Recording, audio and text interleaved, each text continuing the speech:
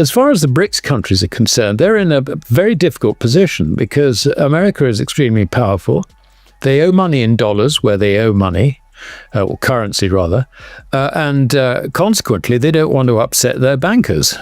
So they're not in the business of running around and telling everybody how awful the American government is and how they're destroying their currency and all the rest of it, and we're going to sell it off.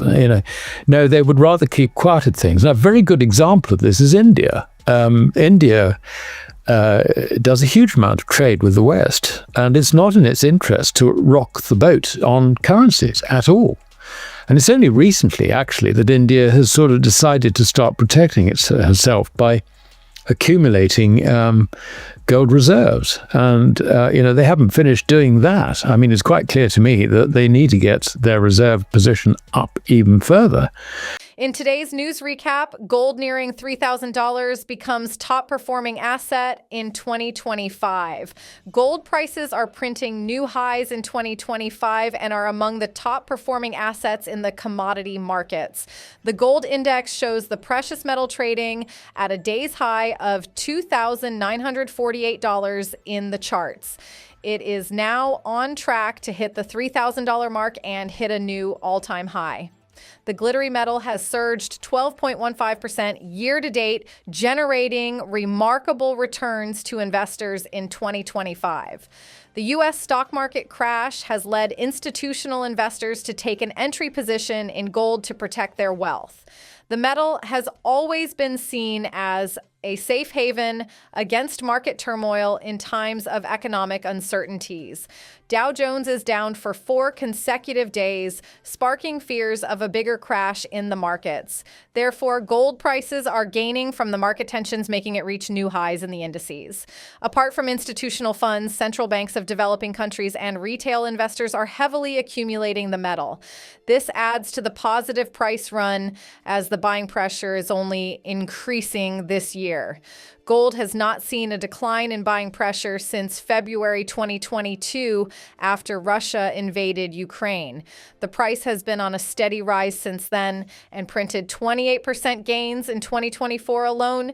It continued the rise in 2025 and is well positioned to reach the $3,000 mark next. The decline in the stock market is beneficial for the glittery metal as all eyes are on its performance. Gold has traditionally been seen as a hedge against inflation, said Ross Norman, CEO of Metals Daily to Kitco News. As inflation rises, gold prices tend to follow suit. Although this pattern holds in the long term, over the short term, it is behaving unexpectedly. In 2024, with inflation rates in the West declining fast, gold has bucked this trend, accelerating rather than slowing down as one might expect. He summed it up. Now we'll show you the best clips of the latest interview, but first hit the like button, smash the subscribe button, and check the pinned comment because we're offering an exclusive discount on NordVPN, an essential tool for gold and silver stackers who value privacy and security. Make sure you safeguard your online activity and protect yourself from prying eyes.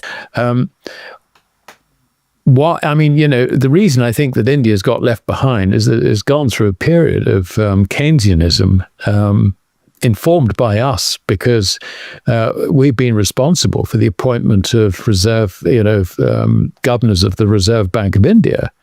That's something which the Bank of England has always been consulted on. In other words, it's someone who we approve of, or the Bank of England approves of, ends up being governor. And by definition, that's someone who follows the same sort of economics, if you like, that the Bank of England and the UK Treasury follows, which is Keynesian. So, or neo-Keynesian, if you want to put it that way. So, countries like that, I do think have a problem. They know that, the Western system is dying on its feet, but they can't sort of just break away from it completely.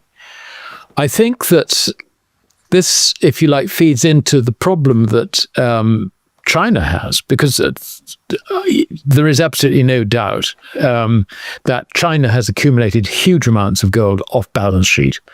And not only that, but she's encouraged her citizens to accumulate gold as well, which they have to the tune of something like 27,000 tons. I mean, these are huge numbers. Not very much on a per capita basis, but huge numbers nonetheless. And as far as the Chinese are concerned, I think they know that at some stage they're going to have to protect their currency by putting it on a gold standard. But they don't want to do that too soon, because if they do that, they will destroy the Western financial system, because immediately everybody in Brics will go and do the same thing if they're able to, or they will try and link themselves to the Chinese yuan, again, to protect themselves against the accumulation of follies that we've perpetrated on ourselves and therefore on everybody else.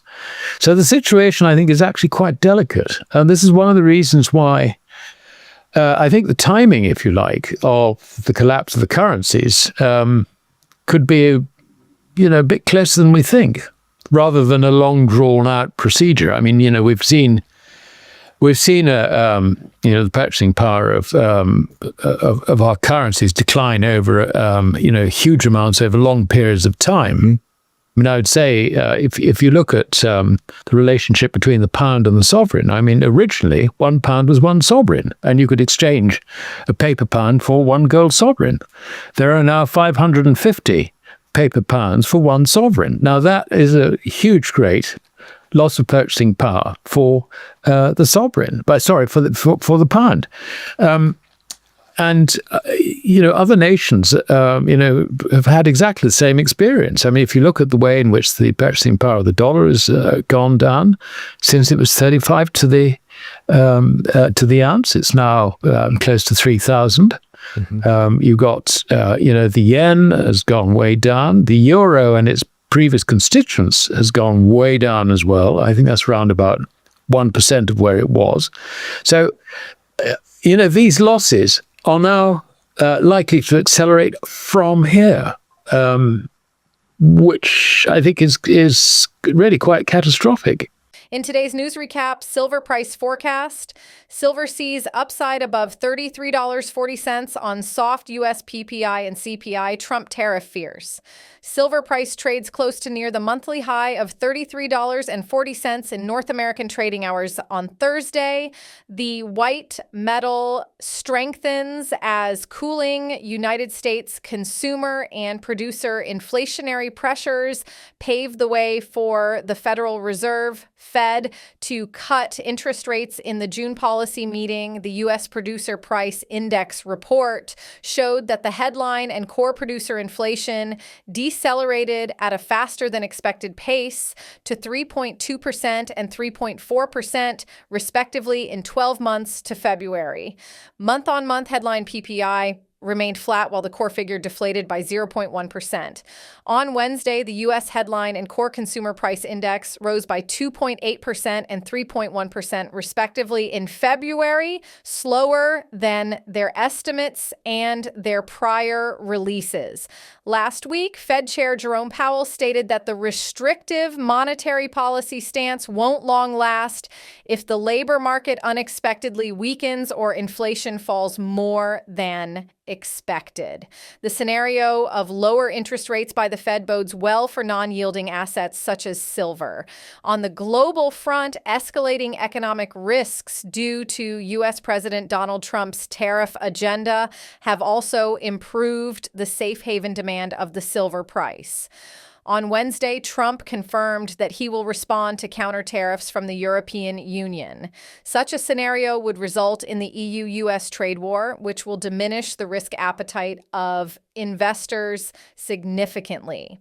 The cautious market sentiment has also increased the safe haven demand of the U.S. dollar, but U.S. economic risks and soft CPI report have capped its upside.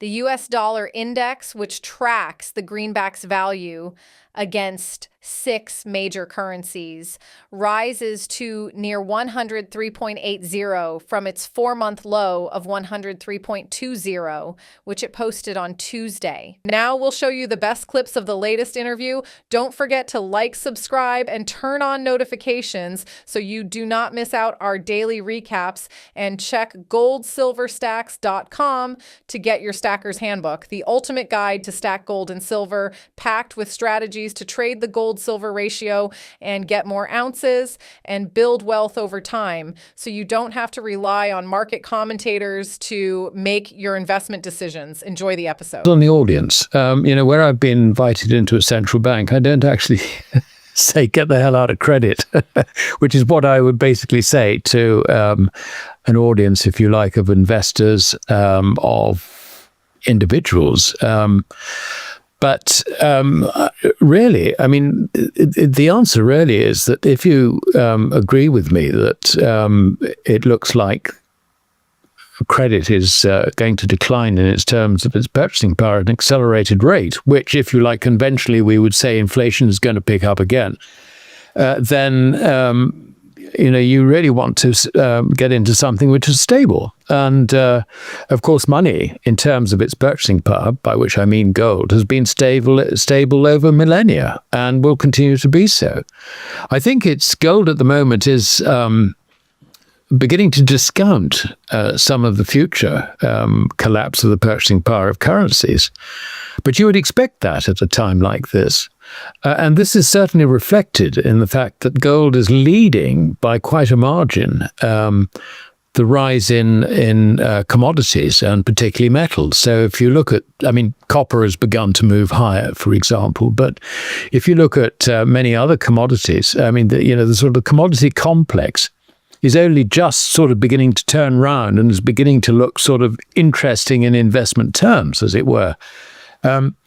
But the fact that gold is so far ahead, I think, is a clear indication that that is the direction in which everything is going to go, which, of course, reflects the fall in the purchasing power of currencies. That's really all that's happening. When you see copper rise, when you see nickel rise and all the rest of it, and silver as well, it's loss of purchasing power of the currencies being reflected in those commodities, not necessarily demand to those commodities. And I think this is the point which analysts thinking in terms of constant purchasing power for dollars, because they account in dollars or sterling or whatever it might be, this is a point they all miss. They don't understand that actually what's happening is it's not commodities going up, it's the currencies going down.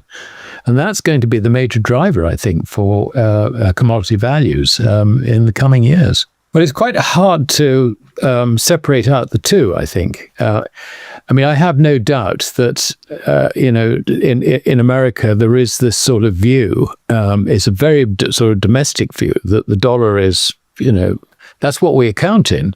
And nothing else really matters. And the idea that the Fed, if you like, should try and manage things in the light of the effect on the dollar is wholly alien, I think, to individuals in America.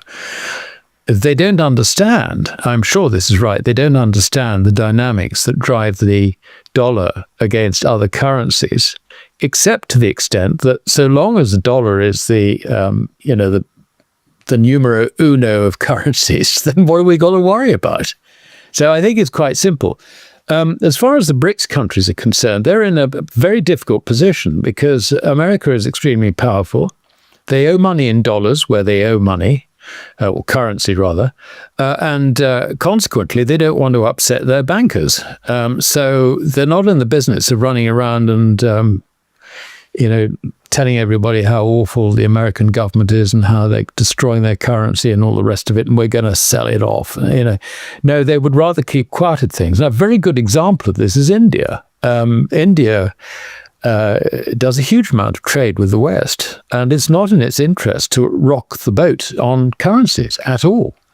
And it's only recently, actually, that India has sort of decided to start protecting herself by accumulating gold reserves. And, they haven't finished doing that. I mean, it's quite clear to me that they need to get their reserve position up even further.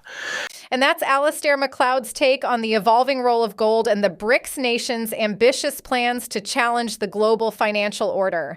What do you think? Do the Brics nations' master plan for a gold-linked system hold the potential to reshape the global economy, or are the obstacles too great?